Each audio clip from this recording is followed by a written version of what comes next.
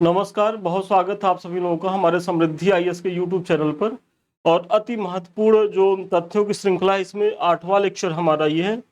और बहुत ज़्यादा नहीं आएगा, 2 और आएंगे तो 10 तक है। और मुझे बहुत भरोसा है कि यहाँ से बहुत सारा प्रश्न आपको परीक्षा में देखने को मिलेगा। तो चलिए बिना समय गंवाए देखते हैं। देखिए, लेखक, कवि या विद्वान और आश्रयदाता।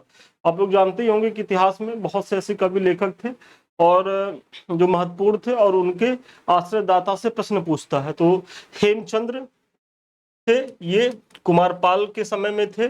बाणभट्ट के आश्रयदाता कौन थे? तो हर्ष थे।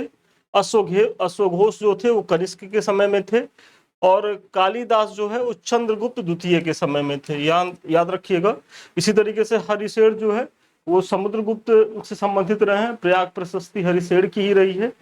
समुद्रगुप्त के संधि विग्रहिक भी रहे हैं। चाणक्य जो है वो चंद्रगुप्त मौर्य के समय में रहे हैं। और जयदेव जो है वो लक्ष्मण सेन के समय में रहे हैं। तो ये आप लोग जो है देख लीजिएगा, क्योंकि यहाँ से बार बार प्रश्न पूछा जाता है। फिर भारतीय संसद का गठन हुआ था तो किससे? राष्ट्रपति और 2 सदनों, जिसमें लोकसभा और राज्यसभा को मिला करके। और ये कहाँ कहा गया है? तो आर्टिकल 79 में। ये भी महत्वपूर्ण है। आर्टिकल 79 में ही कहा गया है कि जो संसद होगा वो राष्ट्रपति और दोनों सदनों को मिला करके बनेगा। उसमें राज्यसभा लोकसभा दोनों होंगी। केंद्रीय मंत्रियों की संख्या लोकसभा के कुल सदस्यों के 15% पर सीमित कर दी गई है। ये कब की गई है? तो 91 संविधान संशोधन अधिनियम 2003 के द्वारा। वेरी इंपॉर्टेंट है, तो इसका भी आप लोग ध्यान रखेंगे। ड्राकेंस वर्ग पर्वत कहाँ है? तो दक्षिण अफ्रीका में है। एटलस पर्वत कहाँ है? तो मोरक्को, अल्जीरिया एवं ट्यूनीशिया में है। और ये बेसिकली अफ्रीकी देश है। और अफ्रीका में भी जो उत्तरी अफ्रीका के देश हैं, जब इनको आप मैप में देखेंगे तो मोरक्को, अल्जीरिया और ट्यूनीशिया की जो स्थिति है वो उत्तरी अफ्रीका में है। इसी तरीके से अगर ब्लैक पर्वत की आप बात करें तो नॉर्थ कैरोलिना में है। और नॉर्थ कैरोलिना कहाँ है? ये यूएसए में है। इसी तरीके से सॉरी, तकला मकान कहाँ है? तो तकला मकान चीन में है। और कई बार ये पूछा गया है कि तकला मकान कहाँ है, तो ये चीन में है। और सोनोरन मरुस्थल जो है वो संयुक्त राज्य अमेरिका में है। सोनोरन मरुस्थल जो है वो संयुक्त राज्य अमेरिका में है। कराकुम मरुस्थल बहुत महत्वपूर्ण है, तुर्कमेनिस्तान में है।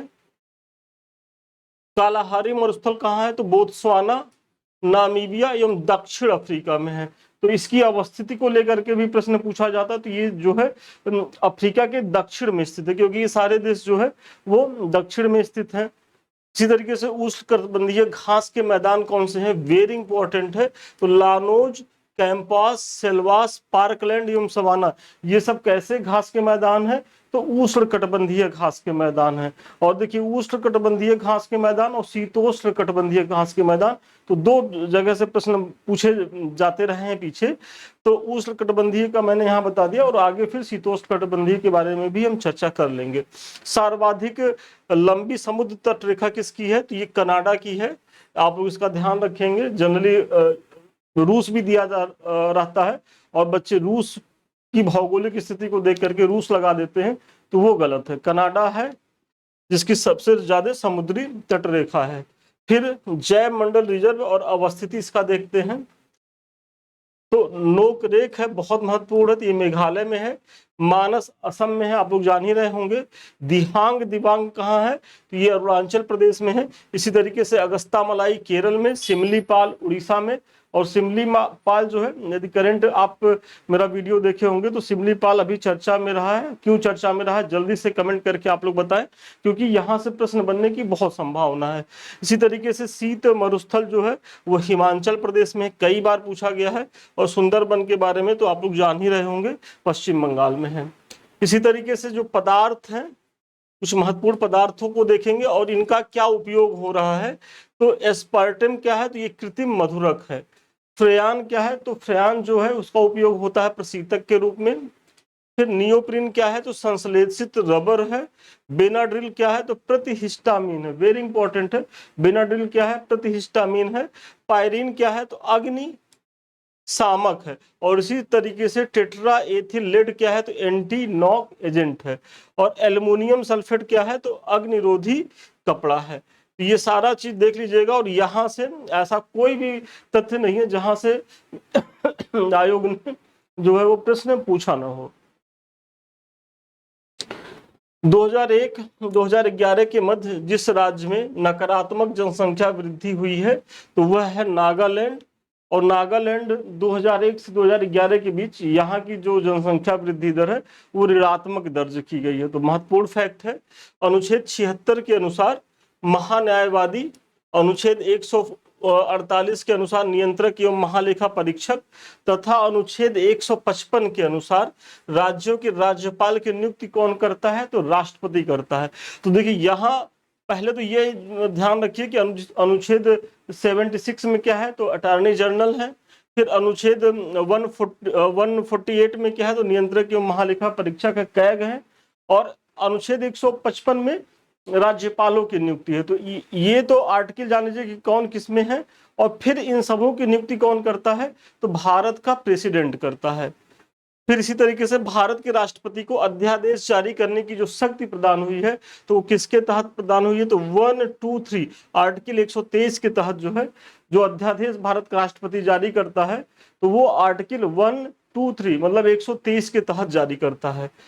राष्ट्रपति को उच्चतम न्यायालय से परामर्श की शक्ति कहाँ है, तो 143 मतलब 20 अनुच्छेद आप आगे चले जाएंगे 23 से 43 पे जाएंगे 143 पे, तो वहां क्या मिलेगा आपको कि जो राष्ट्रपति सुप्रीम कोर्ट से जो परामर्श मांगता है किसी भी विधिक मामले में या किसी भी मामले में मांग सकता है, तो वो शक्ति राष्ट्रपति को कहाँ है, तो आर्टिकल 143 में। जलियांवाला बाग नरसंहार पर कांग्रेस जांच समिति की रिपोर्ट के प्रारूप लिखने का कार्य जिसे सौंपा गया, तो इसमें जो जलियांवाला बाग हत्याकांड 1919 में हुआ था तो उसमें प्रारूप लिखने का काम महात्मा गांधी के द्वारा किया गया था। तो देखिए थोड़ा सा स्पीड हमारी ज्यादा होगी, तो आप लोग वीडियो को रोक करके नोट कर लीजिएगा या एक बार दो बार रिवीजन कर लीजिएगा, चीजें हो जाएंगी।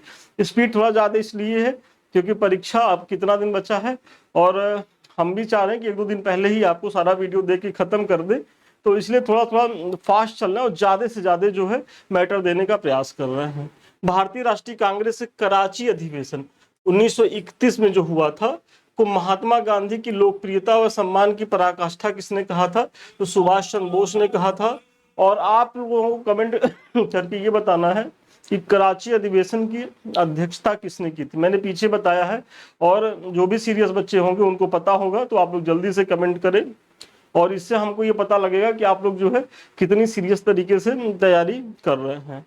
काकोरी केस के अभियुक्तों के बचाव हेतु गठित समिति के अध्यक्ष कौन थे, तो गोविंद बल्लभ पंत। आप लोग जानते ही होंगे कि 9 अगस्त 1925 को काकोरी में जो एक ट्रेन एक्शन कांड हुआ था, पहले तो उसको डकैती के नाम से जाना जाता था लेकिन फिर उसका नाम बदल दिया गया, काकोरी एक्शन कांड उसको ट्रेन कर दिया गया। तो ऐसे में क्या है कि जो 9 अगस्त 1925 को ये घटना हुई थी, लखनऊ के जस्ट पहले एक स्टेशन है काकोरी, वहीं ये घटना हुई थी। तो उसमें जो बचाव समिति की जो अध्यक्ष थे वो गोविंद बल्लभ पंत थे। वेरी इंपॉर्टेंट है, इनका भी नाम याद रखिएगा क्योंकि यहाँ जनरली क्या होगा, मोतीलाल नेहरू दिए रहेंगे, CR दास रहेंगे तो आप कंफ्यूज हो जाएंगे, लेकिन यहाँ क्या है, गोविंद बल्लभ पंत है। फिर घास के मैदान महाद्वीप वेरी इंपॉर्टेंट है, इसकी भी चर्चा हम करते हैं। तो लानोस कहाँ है, दक्षिण अमेरिका में है, वेनेजुएला, बेसिकली दक्षिण अमेरिका के वेनेजुएला में है। इसी तरीके से प्रेरीज कहाँ है, तो उत्तरी अमेरिका में है। वेल्ड कहाँ है, अफ्रीका में है। सवाना कहाँ है, पूर्वी अफ्रीका में। सेल्वास दक्षिण अमेरिका में। पंपास अर्जेंटीना, उरुग्वे एवं ब्राजील में है। और स्टेपीज कहाँ है, तो स्टेपीज जो है वो यूरेशिया में है। तो वेरी इंपॉर्टेंट है, यहाँ से प्रश्न बार बार बनाए जाते हैं, तो आप देख लीजिए कि कौन से घास के मैदान किस महाद्वीप या देश में स्थित हैं। चलिए आगे बढ़ने से पहले ये हमारे मुख्य परीक्षा को लेकर के जो है मेंटरशिप प्रोग्राम, तो यदि अभी तक आप लोगों ने ज्वाइन नहीं किया तो ज्वाइन करें।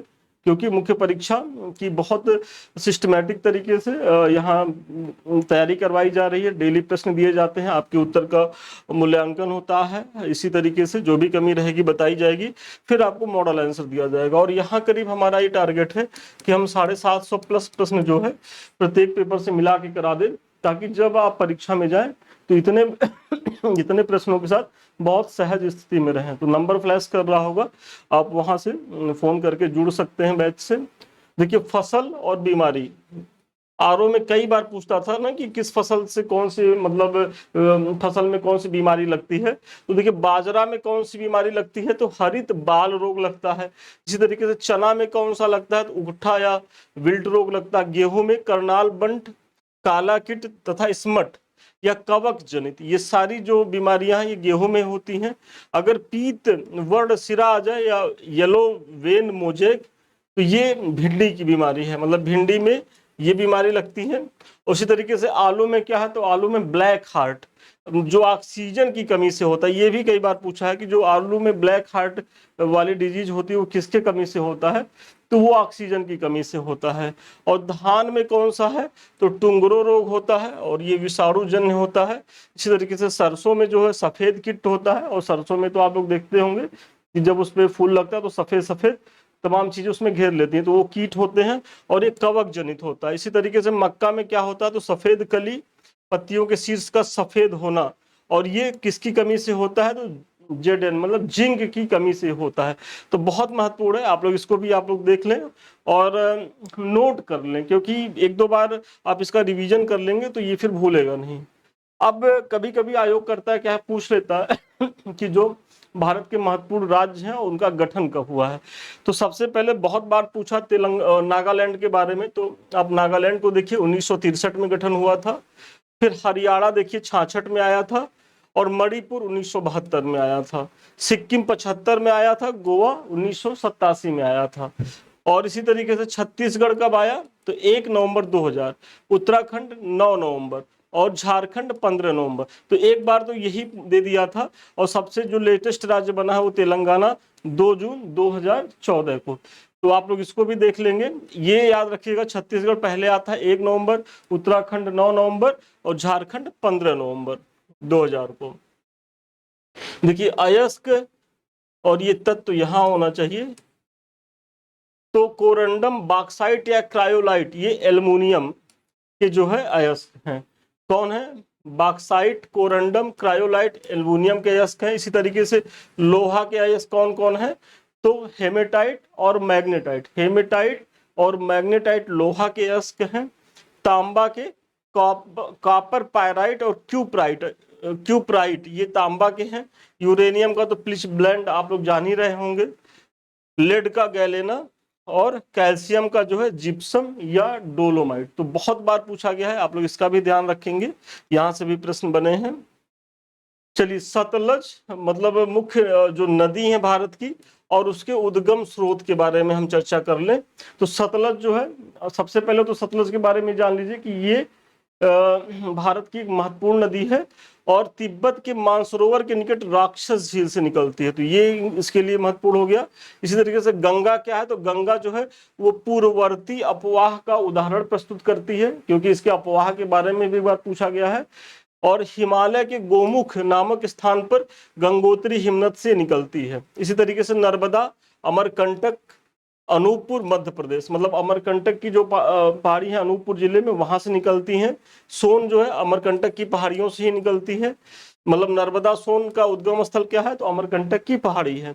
गोदावरी महाराष्ट्र के नासिक जिले में ब्रह्मगिरी पहाड़ी से निकलती है, और ब्रह्मगिरी पहाड़ी से भी बेसिकली त्र्यंबकेश्वर से निकलती है। तो बहुत महत्वपूर्ण है गोदावरी ब्रह्मगिरी पहाड़ी से, और एग्जैक्ट स्थान त्र्यंबकेश्वर से।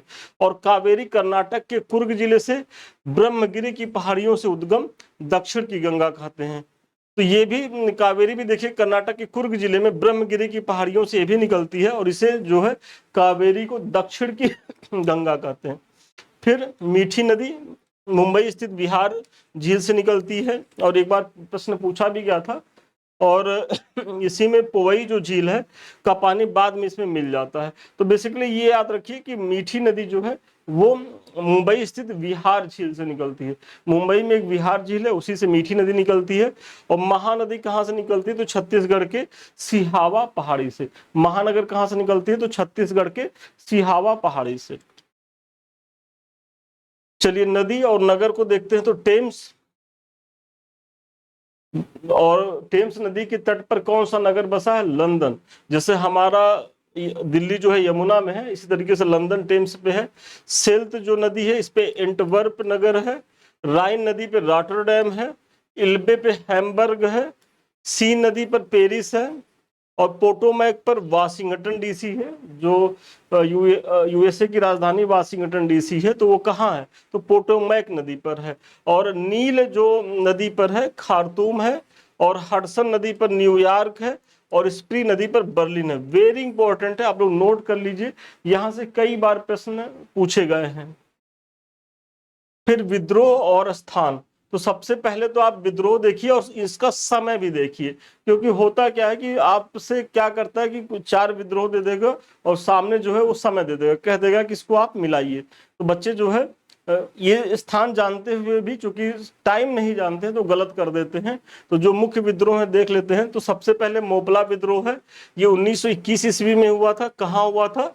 केरल में हुआ था। इसी तरीके से कूका विद्रोह है, तो 1840 में हुआ था, ये पंजाब में हुआ था। और आप लोगों के लिए एक होमवर्क है, जल्दी से बताइए कुकी विद्रोह कहाँ हुआ था और वो कब हुआ था? देखिए कूका अलग है, कुकी अलग है।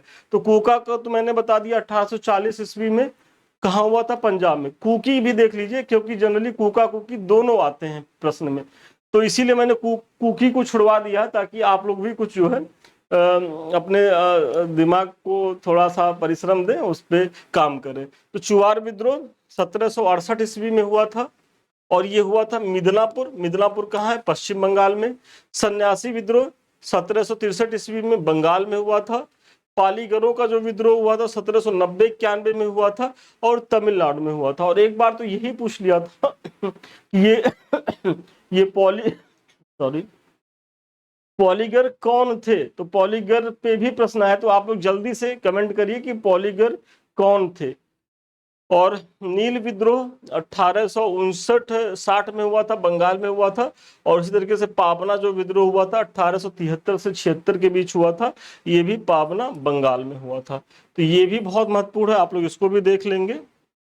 चलिए पार्टी संस्था या स्थापना वर्ष, वेरी वेरी इंपॉर्टेंट है। तो सबसे पहले तो देखिए बंग भाषा प्रकाशिका सभा कब हुआ था?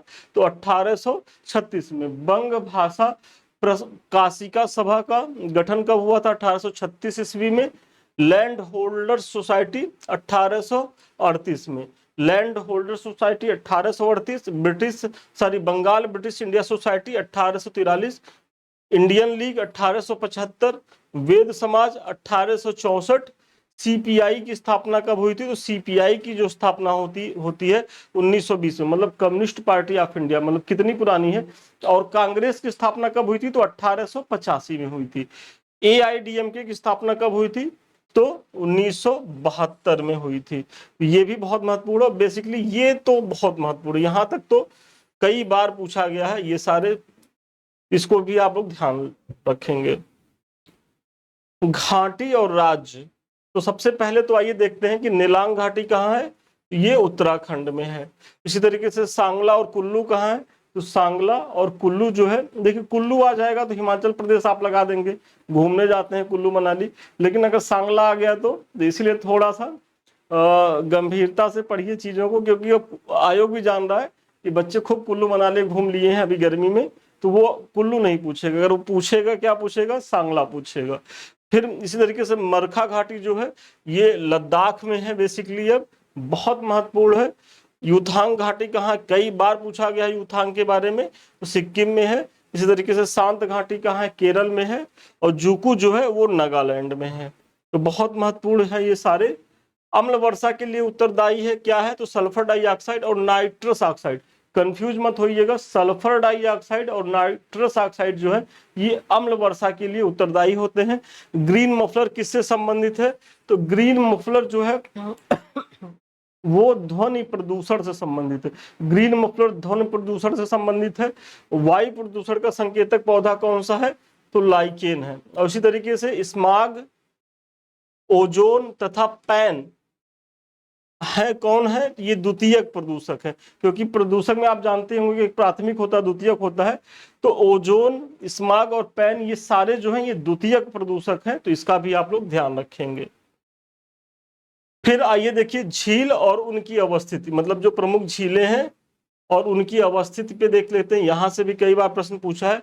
तो बॉयलिंग झील कहाँ है? तो डोमिनिका में है। फाइव फ्लावर झील कहाँ है? तो चीन में है। और चीन में कहाँ? तो सिचुआन में। फाइव फ्लावर झील चीन के सिचुआन में है। और रेड लेगून कहाँ है? तो वोल्बिया में है। ग्रेट स्लेब झील कनाडा और रेंडियर झील कनाडा। तो ये जो नीचे के हैं ग्रैंड स्लेब और रेंडियर, ये दोनों तो कनाडा के हो गए। रेड लेगून वोल्बिया का है। फाइव फ्लावर झील चाइना के सिचुआन में है। बॉयलिंग झील डोमिनिका में है। और तो झील अवस्थिति है ये। फिर ज्वालामुखियों के बारे में देख लेते हैं। और देखिए ये सारे प्रश्न जो है, ऐसा नहीं है कि हम जो है कुछ नया दे रहे हैं, ये सारे PYQs हैं, क्योंकि आते रहते हैं, आप लोग कंफ्यूज होते हैं। तो मेरा यही उद्देश्य है कि अगर यहाँ से आए तो एक बार आप लोग सरसरी निगाह में 15-20 मिनट में देख लीजिए, ताकि गलत ना हो। क्योंकि अगर आप PYQ मतलब रिपीट हुए क्वेश्चन यदि गलत नहीं करते हैं तो आप PT में सबसे अच्छी स्थिति में रहेंगे PT पास होने के लिए। तो सबनकाया क्या है? तो सबनकाया जो ज्वालामुखी ये पेरू में है। फ्यूजियामा जापान में है। अलबुर्ज कहाँ है? तो अलबुर्ज ईरान में है। विसुवियस, तो विसुवियस इटली का है। किलीमंजारो तंजानिया में है। अकांकागुआ वेरी इंपॉर्टेंट है, अर्जेंटीना में है। माउंट मेरापी कहाँ है? तो माउंट मेरापी जो है इंडोनेशिया में है। कोलिमा कहाँ है? तो कोलिमा मैक्सिको में है। इसी तरीके से माउंट एटना इटली सिसिली द्वीप पर। फिर किलाउ कहाँ है? तो किलाई जो है वो हवाई द्वीप में स्थित है। और संसार का सर्वाधिक सक्रिय ज्वालामुखी किलाई हुई है। इसका भी आप लोग ध्यान रखेंगे। तो चलिए आज का जो सेशन था वो यहीं तक था, और इसके बारे में तो मैंने चर्चा कर ही दी है। अभी तक आप लोगों ने नहीं देखा तो देख ले। और साथ में ये जो हमारे लिंक है, एक तो टेलीग्राम है, आप लोग जो भी डिमांड करते रहते तो सारा टेलीग्राम पे हमारे पड़ा हुआ है, आप जा करके वहाँ ले लें। दूसरी चीज, हमारे ये 2 चैनल है, एक तो समृद्धि आईएएस है जिससे अभी हम आप रूबरू हो रहे हैं, और दूसरा हमारा है संदीप मिश्रा ऑफिशियल। तो ये दोनों चैनल आप ही के हैं, और यहाँ आपके परीक्षा से उपयोगी बहुत सी जानकारियां जो है टाइम टू टाइम हम देते रहते हैं, मतलब प्रश्न कराते रहते हैं। या अभी आप देख ही रहे होंगे, एक सीरीज चल रही है हमारे द्वारा, विनीत सर के द्वारा हिंदी पूरी कराई गई है प्रभा मैम के द्वारा। तो ऐसे जो समृद्धि संस्थान है वो ऐसे प्रयास करते रहता है आपके परीक्षाओं के लिए। तो आप लोग जो है इसे अभी तक यदि सब्सक्राइब नहीं किया तो सब्सक्राइब करें। साथ ही साथ यदि आपको हमारे किसी बैच से जुड़ना चाहते हैं या आप हमसे बात करना चाहते हैं तो 7303307507 पे आप संपर्क कर सकते हैं। तो चलिए आज के लिए इतना ही, पुनः मिलते हैं नए वीडियो में नए क्लास के साथ। तब तक के लिए धन्यवाद, शुभकामनाएं आपको।